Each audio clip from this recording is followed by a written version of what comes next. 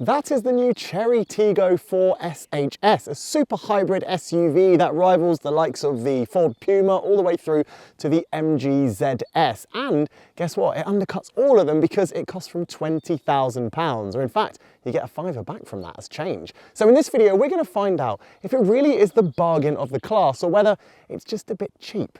Let's start with the design, because of course a lot of people buy their cars based on the looks, and I think, do you know what, while this isn't the boldest, most different looking SUV out there, it's quite handsome, isn't it? It's got a big front grille, which is the fashion these days. You've also got some sharp lighting, plus you've got some sporty features down here. And as you see on the side of the car, we've got some alloy wheels. These are 17s, which means you've got a nice bit of tyre sidewall, which should help with the ride in our bumpy old country. And if you look on the side of the car, it's properly SUV shaped. Compared to some of the rivals, which are a little bit sleeker in the roofline, this is unashamedly boxy, and we'll see how that affects interior space in just a mo. But look, you'll notice some nice little details, including a silver section down here, and of course we have proper door handles, nothing hidden away or hard to use on this car. Round the back, you'll see, again, nothing particularly bold. We've got a light bar, which everybody's doing these days. You've got your badge down there, and you've got a cheeky roof spoiler up top here. Oh yeah, and before I forget, look, you'll see our roof rails on the top. So functionally, this car looks good, and obviously in terms of design, it's handsome, if not particularly bold. If you're not sure whether Chery is the brand for your next car, well, handily, you can check them out in the metal first by visiting a Cinch Chery store. To find your nearest one, search Cinch Chery. Or, if you'd rather not leave the comfort of your sofa, you can get browsing new and used cars on the Cinch app, which you can download using the QR code on screen. Now, bearing in mind that this car costs no more than 22 grand, even if you spec into the higher trim level, I thought the interior was going to feel cheap and a bit squeaky in places. But I have honestly wiggled, grabbed, squeezed, and even punched in some parts this cabin, and it feels very well built. The screens are solid on top here, and all the materials, even if they're fake metals, this is plastic, it's fake metal, but it looks nice and it feels good. And you've got vegan leathers and you've got stitching as well, also on the seats too. It feels good quality, it feels nice, and it looks pretty good as well. All right, the seats are sporty to look at and they're supportive as well, but this driver's seat, I'd prefer to go a little bit lower. But actually, in truth, it just gives you a very commanding view over the bonnet. So it means your visibility over the road is very, very good. And that's echoed, by the way, by some very chunky door mirrors, which give you good visibility both rearwards and also to the side. So you can really place this car on a road, as I'll show you in a little bit.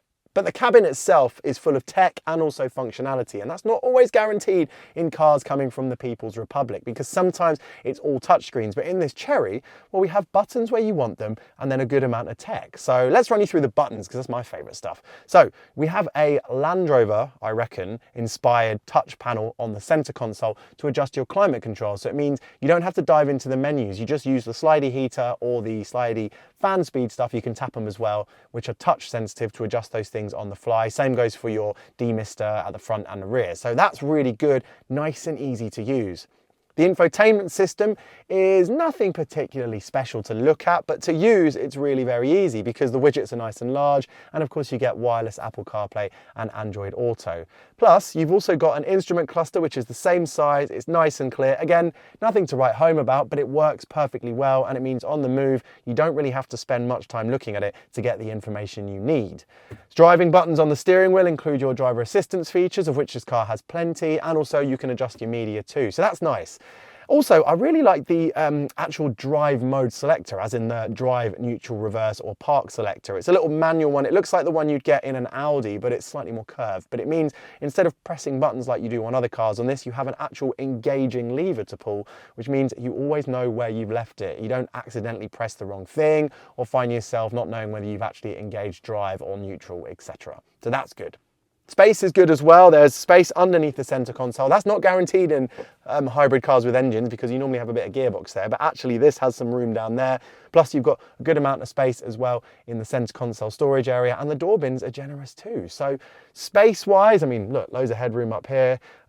Fit-wise, tech-wise, functionality-wise, it's all very good. As I said, this is not a car to get you super excited. The interior could definitely do with a sprinkling of colour in my opinion, but I'm a bit strange. It's very sensible and very usable, and at this price point, that's really what matters. Now in the back, I was expecting there to be a slight issue with floor space because this is a small category of cars, so there isn't tons of legroom because the cars are just quite compact. And also, being a hybrid, there's normally batteries, etc. in the floor. but it is okay in here. I'm just under 6 foot and I do fit.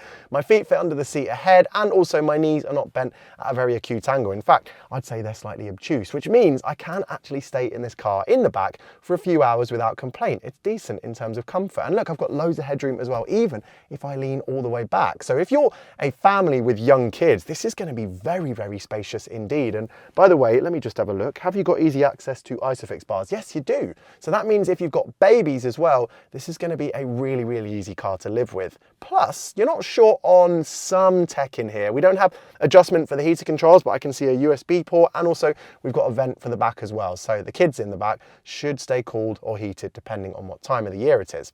Plus, if I pull this down here, you'll spot we've got cup holders and no ski hatch, but at least you've got an armrest. Now, you're probably thinking, yes, but boot space will inevitably be compromised because the front has been quite spacious. But, well, do you know what? In terms of the space you get up top, no, it hasn't. It's really good. It's really wide and it goes quite far back. The only negative versus some of its less electrified rivals is the fact that the underfloor storage isn't very big. You've got some small compartments there, but generally there's not really much space under there for anything. So you don't have the biggest boot in terms of the depth of the boot, but in terms of width and this top part, that's really very good.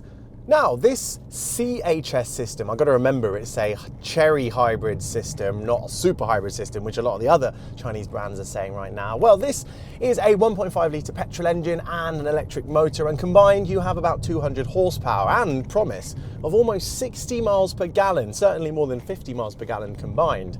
And I have to admit, I've been driving here to this lovely location in a very normal manner. I've been driving at normal traffic speeds, which means I'm pulling out at junctions with my foot down a bit because you have to in the traffic. And I've also been coasting through the villages at normal pace. And according to the trip computer, I am averaging 58.9 miles per gallon, which is extremely impressive. Of course, if I were to drive on the motorway a little bit longer, that number would come down a little bit, but what this really tells me is that claimed miles per gallon figure is at the very least a bit realistic. Now, with 200 horsepower, you might feel like this car would be quite punchy. It's going to feel like a quick, small SUV. And if I put my foot down, well, the delivery of performance is very, very smooth, exceptionally smooth actually. So much so that, look, if I just rest my neck as I come out of this corner, look, this is me resting the old noggin. Yeah, there's no movement at all. There is very little in the way of force. And so that, for comfortable drivers, is going to be great. But for those of you hoping for a punchy hybrid motor, this definitely won't excite you. The same is also true for the handling. It's very composed, it's very settled. It's actually got a surprisingly good ride. Small crossovers and small SUVs typically actually are quite fidgety, but this manages to be both soft in the bigger bumps and also able to deal with the slightly more high frequency bumps like cracks, potholes, and sometimes those really small speed bumps as well. It's genuinely a comfortable car, but around the corners, it doesn't feel sporty. The Ford Puma feels way more sporty to drive, and this just feels settled, composed, predictable, and safe. Because you've got that electric side of this powertrain, there is of course adjustable regen, but you do have to dive into the menus to do it. But when you do that, you can go through 3 adjustment modes, and that's from low to medium to high. And high is nothing close to a 1-pedal driving mode, so if you're coming from a fully electric car or another hybrid, you might be disappointed to hear that this will just gradually slow you down, helping to reduce your workload as far as braking is concerned. And also, of course, it improves efficiency because it puts energy back into the battery. It's an easy car to drive and an easy car to get used to, even if you've never driven a hybrid before. The engine as well is surprisingly quiet. I mean, it's not a massive motor, but even when I put my foot down, which I'll do as I turn into this little road down here, brakes are strong by the way, put my foot down, there's a very smooth sounding engine in the background. It's not gruff, it's not particularly aggressive sounding, it's quiet and refined, which is, it goes with the vibe of the car, it goes with that power delivery as well. Now, of course, with the low noises coming from the engine, it does mean there's more ability to hear other sounds. And so on this quite coarse B road, I can hear a bit of tyre noise. This is definitely not the quietest and most refined car out there. But in this class, to be fair, most cars have a bit of tyre hiss just because there's less way for them to insulate them because they're smaller and cheaper. And yet the door mirrors being very chunky and providing exceptional visibility does mean there's a little bit of wind noise over there. But generally speaking, it's quiet, it's calm, and it's just a nice place to be. That is, so long as you turn off the bings of bongs, which you probably can hear. Thankfully, it's easy to switch them off. You just have to swipe down on the infotainment system and then tap the ones you want off, which I'm gonna do now because it's binging at me. But once you've done that, thankfully the car is quiet, and the driving assistance features it does have are very useful. There's a steer assist, which is not actually annoying. Some cars really pull you left and right. This thing is much more subtle if you leave it on. I always switch it off anyway. And you've also got your adaptive cruise and your autonomous emergency braking, just in case things go a little bit wrong ahead. Reversing camera is pretty good as well. Don't get me wrong, it's not the most high resolution 8K footage, but I can see nice and wide. It's got some guiding lines to help me park the car, and I've just noticed I've got a ghost car, i.e. visibility from above of this car generated by the cameras around, and it also allows me to see underneath the car. Is that right? That's really impressive for that price point. Oh my God, and we've even got a 3D car on screen that I can rotate. This is very, very impressive.